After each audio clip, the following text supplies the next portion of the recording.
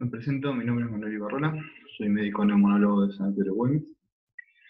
En la presentación de hoy pretendo hacer un pequeño resumen de los conceptos principales en relación al síndrome de distrés respiratorio agudo del adulto. Esta es una presentación dirigida a los alumnos del UDH, así que la verdad es que no voy a ahondar mucho en aspectos terapéuticos y demás que involucran muchas maniobras invasivas, conceptos un poco más profundos que creo que exceden los objetivos de esta clase. La idea es saber de qué se trata el síndrome de distrés respiratorio, causas principales, imágenes, algo de manejo y muy brevemente pronóstico, ¿sí? El primer concepto que me gustaría aclarar es lo que llamamos la PAFI. Esto por ahí lo han escuchado hablar, esto es una relación, ¿sí?, entre la presión de oxígeno a nivel alveolar, nosotros la registramos como presión a nivel arterial mediante los gases en sangre, y la fracción inspirada de oxígeno, qué aporte de oxígeno le estamos dando al paciente. Esto surgió como una necesidad para diferenciar en los pacientes que están recibiendo aporte de oxígeno los distintos grados de severidad de los cuadros, porque no en todos los pacientes el valor aislado de la presión de oxígeno en los gases arteriales va a servir de la misma manera.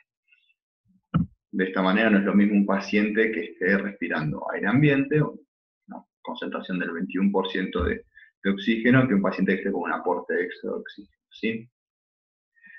Este ejemplo lo que hace justamente es describir el primer paciente, en el cual yo le tomo una muestra de gases en sangre, y la presión arterial de oxígeno es de 60. Pero este paciente está respirando aire ambiente, ¿sí? Con lo cual la fracción inspirada de oxígeno es al 21, 0,21. Lo que hago es dividir el 60 de la presión arterial de oxígeno sobre el 21% de la fracción inspirada de oxígeno. El resultado es de 285. Este paciente tiene una PAFI de 285. El segundo paciente es un paciente que tengo en la terapia intensiva con ventilación mecánica. Yo le estoy haciendo un aporte extra de oxígeno a este paciente. Saco los gases arteriales y el resultado es una presión arterial de oxígeno de 90. Pero la fracción inspirada de oxígeno es de 50 de este paciente. La relación es de 180. Por lo tanto, si bien el paciente 1 tiene un valor de presión arterial de oxígeno menor al paciente 2, la PAFI resulta mayor porque ese objetivo, ese oxígeno que llega a la sangre arterial, requiere de menos aporte, ¿sí? Requiere solamente de que el paciente respire aire ambiente, mientras que en el segundo caso estoy logrando mayor concentración de oxígeno, pero con un aporte de más del doble del oxígeno del paciente número 1. La primera descripción, los primeros conceptos del distrés respiratorio agudo surgió a fines de los años 60. Este es el artículo principal en el cual se describía en ciertos pacientes la presencia de edema pulmonar debido a una alteración de la permeabilidad vascular de comienzo agudo y en respuesta a un evento catastrófico como ser sepsis, politraumatismo, pancreatitis, etc. Y la comparaba a la enfermedad hialina de los neonatos, ¿sí?, a la ausencia de surfactante de los recién nacidos por falta de modulación pulmonar. Esta primera descripción lo que apuntaba justamente era a un mecanismo fisiopatológico común como vía final, o por lo menos vía evolutiva avanzada, de cualquier otra injuria. Por eso describe sepsis, politraumatismo, pancreatitis, una serie de entidades que luego de generar la injuria general al sistema, o mejor dicho, mientras genera este tipo de injuria, la forma en la que se presenta en el pulmón, o la forma en la que el pulmón reacciona o se defiende, es mediante esta alteración, esta entidad que es el distrés respiratorio. Ahora vamos a avanzar un poquito más sobre los detalles, ¿sí? Entonces, no es una enfermedad en sí, sino que es una entidad que suele ser desencadenada por eventos agudos de una severidad importante. En el año, a principios de los 90, se propusieron algunos criterios diagnósticos, ¿sí? Acá se diferencia lo que se llamaba ALI, que es Acute Lung Injury, la injuria pulmonar aguda, de lo que es el síndrome de distrés respiratorio agudo del adulto, ¿sí? Los criterios son similares a los que están hoy por hoy, y lo que describía era un evento agudo, un evento de rápida instauración, con una PAFI, como dijimos antes, menor a 300, una imagen, una radiografía de tórax con infiltrados bilaterales, y una presión de enclavamiento pulmonar menor a 18. ¿Sí? Esto es una medida hecha mediante un cateterismo. ¿Sí? No siempre vamos a tener este dato, pero esto es lo primero que surgió. Vamos a avanzar. Y los criterios para el distrés respiratorio agudo eran los mismos, solo que la PAFI se estimaba menor de 200. ¿Sí? Cuando era menor de 200 ya podíamos hablar de distrés respiratorio.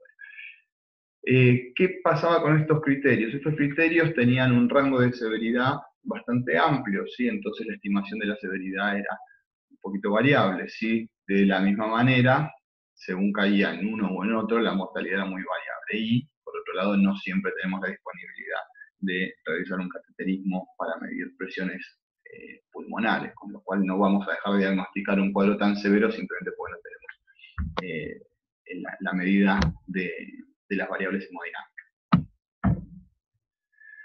Ahora bien, en el 2012, en este artículo, en lo que se conocen como las definiciones de Berlín, se establecieron las pautas más sólidas para definir el distrés respiratorio agudo, ¿sí? El síndrome de distrés respiratorio agudo. Tiene que tener un inicio agudo dentro de la primera semana luego de una lesión clínica, ¿sí? Ya vimos que son variables. Cualquier lesión clínica severa, dentro de la primera semana se desarrolla este síndrome, ¿sí? O síntomas que agudamente empeoran en la evolución de este tipo de enfermedades. En las imágenes, radiopacidades bilaterales, en las cuales, acá dice bien, no explicadas por otro tipo de patologías que suelen verse en los pacientes críticos, ¿sí? Como ser atelectasias, nódulos pulmonares por otra causa, o derrame pleural, ¿sí? Estos son principalmente los que describe acá. El origen del edema no tiene que estar explicado por insuficiencia cardíaca o sobrecarga de volumen, ¿sí? Esto es una evaluación clínica que se hace del paciente. Y en cuanto a los niveles de oxigenación, se habla de una PAFI entre 200 y 300, estamos hablando de un distrés leve. Entre 200 y 100, un distrés moderado. Y una PAFI menor a 100, un distrés severo. Ahora bien, ¿cuáles son las causas más comunes de distrés respiratorio? La lesión primaria más frecuente puede ser neumonía, muchas veces neumonías aspirativas, lesión inhalatoria, ¿sí? Esto lo podemos ver en los incendios, ¿sí? Contusión pulmonar, politraumatismos, embolias grasas, los pacientes que sufren ahogamiento, ¿sí? Que se los puede recuperar, pero la injuria pulmonar desencadena un distrés, o el daño por reperfusión, ¿sí? Esto se ve por ahí en cirugías y demás. La lesión secundaria que puede responder a estas lesiones primarias suele ser la más frecuente, la sepsis, el politraumatismo, ¿sí? Ya lo mencionamos, y el shock, que puede ser séptico o hipovolémico, ¿sí? Y ya causas un poquito menos frecuentes, las pancreatitis agudas, la cirugía cardiopulmonar, el TRALI es la injuria post-transfusión, ¿sí? La injuria pulmonar post-transfusión, ¿sí? La coagulación intravascular diseminada, los pacientes quemados, traumatismo encefalocraneano, intoxicaciones varias, ¿sí? Como vemos, las causas, las lesiones, tanto las lesiones primarias como las secundarias y los mecanismos fisiopatogénicos que se desencadenan en estos cuadros clínicos son muy variados, pero pueden tener todos como vía común de lesión pulmonar el distrés respiratorio. Ahora bien, un poquitito de fisiopatología. Lo que ocurre a nivel de la membrana alveolar capilar es un aumento de la permeabilidad capilar pulmonar, ¿sí? Estamos hablando de los vasos, de la parte vascular, ¿sí? y disrupción de la barrera hematoalveolar. Hay edema alveolar porque hay esta vasación de líquido, este líquido es rico en proteínas, hay migración de agentes inflamatorios y hay pérdida del surfactante. El surfactante sabemos que es el que mantiene, por decirlo de alguna manera, el alvéolo abierto, ¿sí? Con la pérdida del surfactante el alvéolo tiende a colapsar, ¿sí? Aumento de la densidad pulmonar. ¿Por qué? Por estos mecanismos que estamos mencionando, ¿sí? Edema alveolar, inflamación en regiones no dependientes. ¿Qué son regiones no dependientes y regiones dependientes? ¿Dependientes de qué? De la gravedad, ¿sí?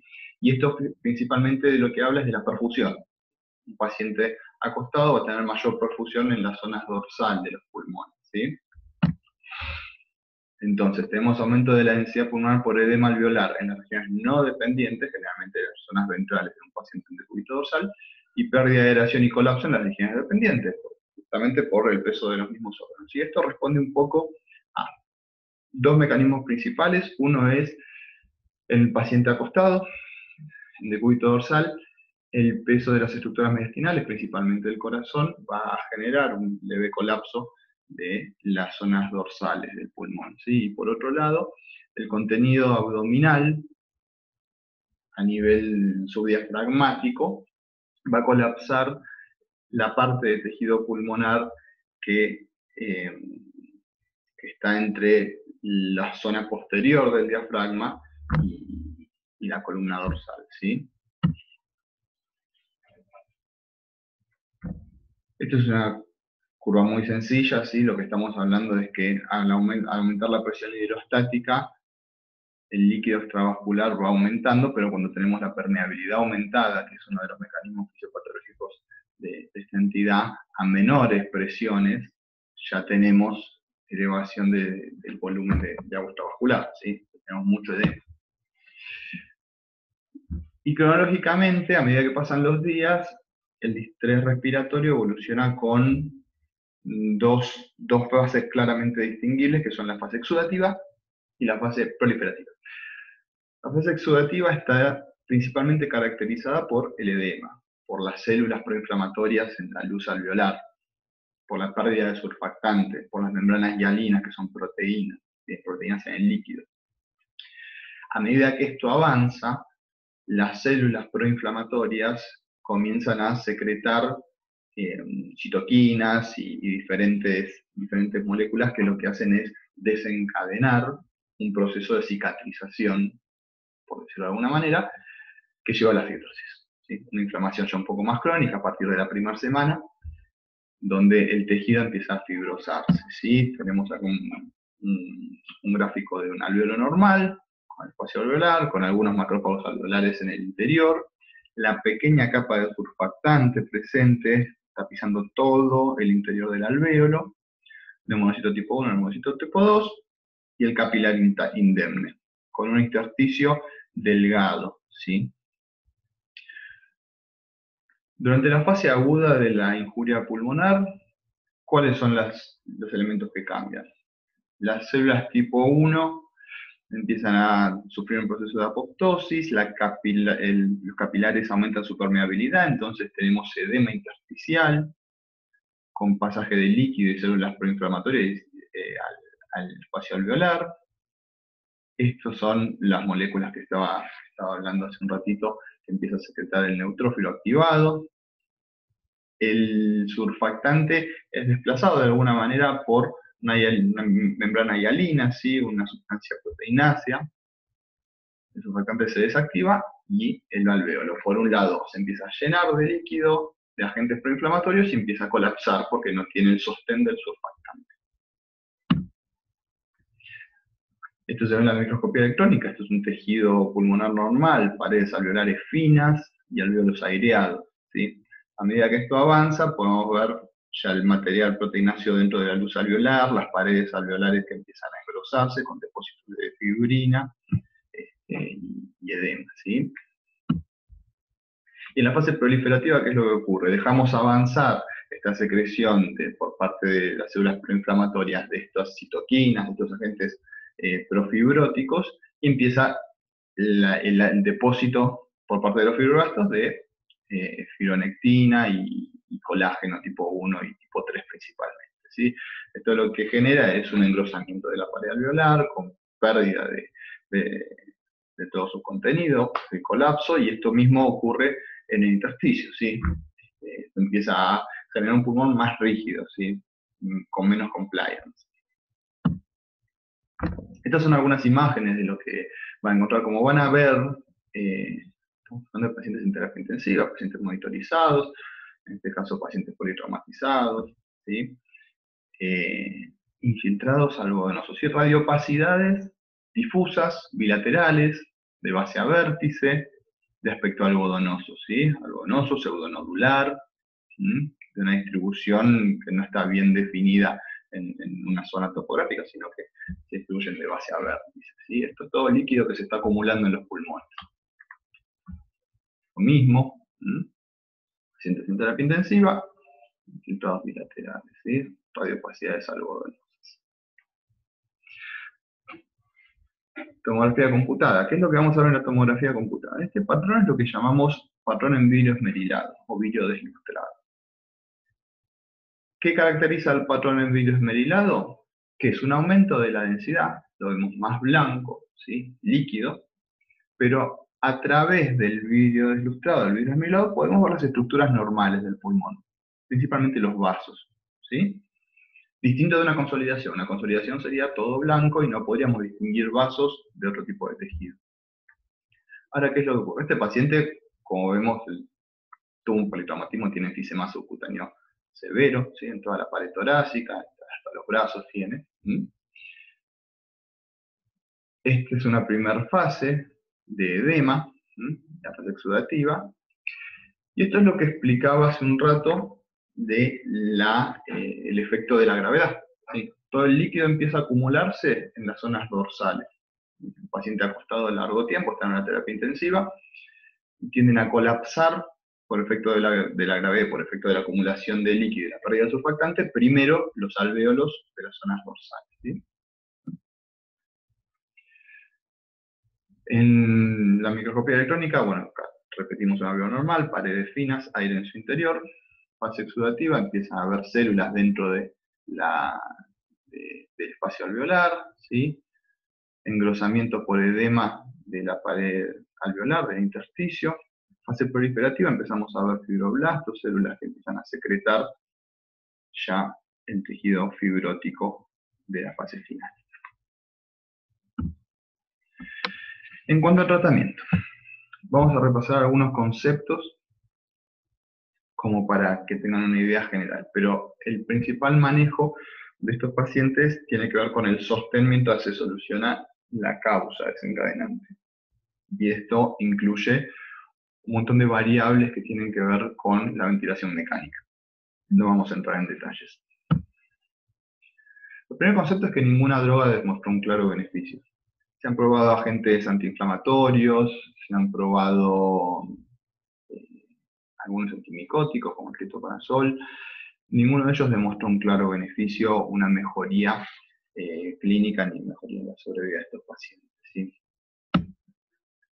Se puede considerar los corticoides como medicación antiinflamatoria por excelencia cuando descartamos o resolvemos un proceso infeccioso. Si la causa de todo esto fue una neumonía, fue un proceso infeccioso, fue una sepsis, tenemos que primero resolver este cuadro. No podemos agregar inmunosupresión a este tipo de pacientes, ¿sí?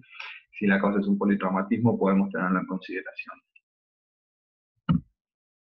ECMO. ¿Qué es ECMO? ECMO es la membrana extracorpórea, ¿sí?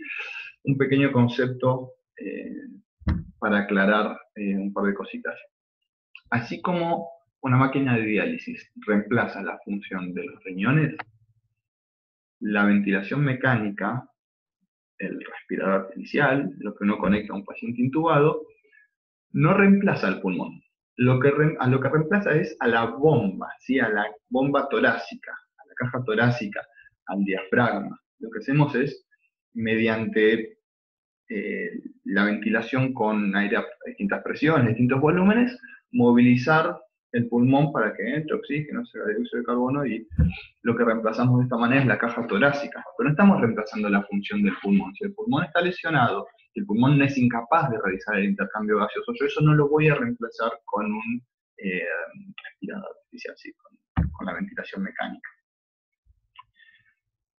Lo que hace esta membrana es sí reemplazar a la membrana alveolo capilar. ¿Qué hace? Saca sangre del paciente, sangre con baja oxigenación, mediante la membrana de oxigenación, la oxigena, la devuelve. El ECMO, o extracorporeal, membrana, etcétera, oxígeno, lo que hace es oxigenar a la sangre. El balance negativo o la restricción hídrica, ¿de qué estamos hablando acá? Uno de los principales elementos que generan, uno de los principales mecanismos que generan esta lesión es el edema. Es el edema intersticial, es el edema alveolar. Y son pacientes que por lo menos en una primera etapa de su enfermedad, de la injuria que los llevó a la terapia intensiva, van a necesitar de maniobras de reanimación, de expansión, de hidratación, ¿sí? Pacientes que entran en shock, pacientes que entran con hipovolemia. Entonces hay un punto en la evolución de esta entidad en el que tenemos que frenar y pensar si podemos restringir la cantidad de líquido que le estamos dando. Por eso pongo balance negativo o restricción hídrica, porque no siempre vamos a poder hacer un balance negativo en estos pacientes. En un paciente séptico yo no puedo hacer un balance negativo. En un paciente en shock yo no puedo hacer un balance negativo. Estoy atentando contra el tratamiento de la enfermedad de base, ¿sí? Lo que trato de hacer es no darle líquido de más. ¿Por qué? Porque el líquido extra que le voy a dar se va a ir a los alvéolos, se va a ir al intersticio pulmonar. Y la maniobra de soporte número 1 por excelencia es la ventilación mecánica, ¿sí? ¿Qué es el decúbito prono? El decúbito prono es una maniobra que se intenta y se analiza en distintos trabajos para aumentar lo que llamamos el reclutamiento de alvéolos, o mejor dicho, más que el reclutamiento, mejorar la relación ventilación-perfusión. O sea, a mí no me sirve tener muchos alvéolos ventilados si no tengo una circulación de sangre por ellos que recoja el oxígeno que les mando, ¿sí? Entonces, este tejido pulmonar que hablamos hace un rato, que en las zonas dorsales del tórax está colapsado, no solo no recibe adecuada ventilación por el colapso alveolar, sino que tampoco recibe adecuada circulación por el colapso de las estructuras vasculares. Entonces, ¿qué es lo que se propone? Se propone que en este tipo de pacientes, en los que las estructuras mediastinales pueden estar haciendo presión sobre las zonas dorsales, si les aplico esta maniobra de cúbito prono, lo que trato es de esta relación ventilación-perfusión, que está disminuida, acercarla a 1, ¿sí? Que quiere decir que lo que yo ventilo lo perfundo. Si lo que yo ventilo lo perfundo, todo el oxígeno que yo le estoy mandando a los alvéolos va a ser recogido por las células de la sangre, ¿sí? Bien. Y lo principal, revertir la causa primaria, ¿sí? La injuria que desencadenó todo esto, hasta que no esté resuelta, no voy a poder sacar al paciente de este estado. Ahora bien, con la ventilación mecánica, ¿podemos hacer daño? Esta es una pregunta clave en esta entidad. ¿Por qué? Porque el pulmón en distrés lo que tiene es poca elasticidad, poca compliance, ¿sí? Es difícil de expandir. Entonces, vamos a ver que no logramos tener los valores de oxígeno en sangre, los valores de oxemia adecuados a lo que nosotros estamos aportando, a lo que creemos nosotros que deberíamos tener. No llegamos a valores óptimos. Entonces, muchas veces lo que ocurre es que se aumentan las presiones, se aumentan los volúmenes que se le aportan al paciente. Y esto genera este tipo de lesiones. Y esto estamos hablando de microscopía electrónica, es un detalle, pero lo que tenemos es disrupción de las paredes alveolares, ¿sí? Se rompen, se desgarran por la misma presión del aire que yo les estoy mandando mediante la ventilación mecánica, ¿sí? Entonces, ¿qué es lo que se plantea? Se plantea realizar lo que se llama ventilación protectiva, ¿sí? ¿De qué se trata esto? El concepto es bastante sencillo y es el de bajos volúmenes, ¿sí? Tratar de que estos pacientes buscar otro tipo de maniobras. Por eso lo del decúbito prono, porque trato de lograr un mejor resultado sin aumentar volúmenes de aire que le administro al paciente, sin aumentar presiones, para evitar este tipo de daños en un pulmón que es frágil ante esas injurias, ¿sí? La idea es aplicar bajo volumen en cada una de los ciclos ventilatorios. Ahora bien, ¿cuál es la sobrevida de estos pacientes? Lo primero que tenemos que saber es que es una entidad con alta mortalidad. Es una entidad que reviste de una severidad clínica muchas veces relacionada a la injuria, si podemos o no podemos solucionar la injuria primaria, pero de por sí una vez que tenemos instaurado el distrés respiratorio es un muy mal pronóstico, ¿sí? Lo que tenemos habitualmente es una gran morbilidad por causas extrapulmonares que tienen que ver con la mecánica ventilatoria, ¿sí? En los pacientes críticos se dan lesiones neurológicas, ¿sí? Se da la neuropatía del paciente crítico que lo deja muy débil, la hipertrofia muscular por falta de uso. A estos pacientes muchas veces se le dan corticoides, y esto también lesiona los músculos, genera atrofia. Entonces estos pacientes suelen tener una mecánica muy alterada luego de este evento, si es que logramos recuperarlo, ¿sí? Esto puede dar síndromes de hipoventilación, esto puede dar bajos volúmenes en los estudios funcionales, que el paciente no pueda adecuar fácilmente su respiración a las exigencias físicas que pueda llegar a tener. Esto igual de todas formas se va acompañado de un deterioro general que hay que rehabilitar, ¿sí? Hay que hacerle mucha asistencia kinésica a estos pacientes, ¿sí? Y lo otro es el tema de que estos pacientes al tener atrofia muscular de la caja torácica tengan tos inefectiva y tengan infecciones por aspiración. Y en cuanto a la morbilidad pulmonar, existe una entidad que se llama neumonía organizativa criptogenética, ¿sí?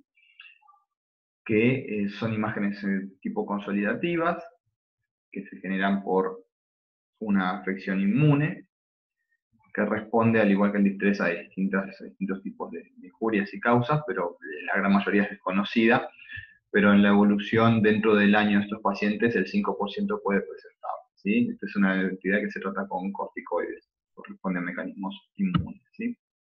Ahora, ¿de qué mueren los pacientes con síndrome de distrés respiratorio?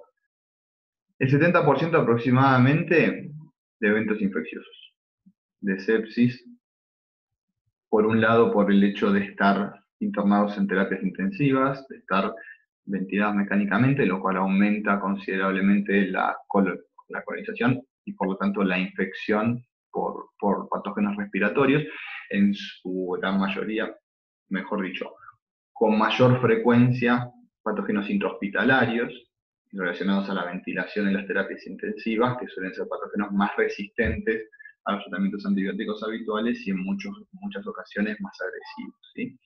Y por otro lado, las lesiones que están generadas en esta entidad, en el distrés respiratorio, las lesiones estructurales de la circulación y las alteraciones inflamatorias que ocurren en el pulmón, lo que genera es un estado de inmunodepresión local.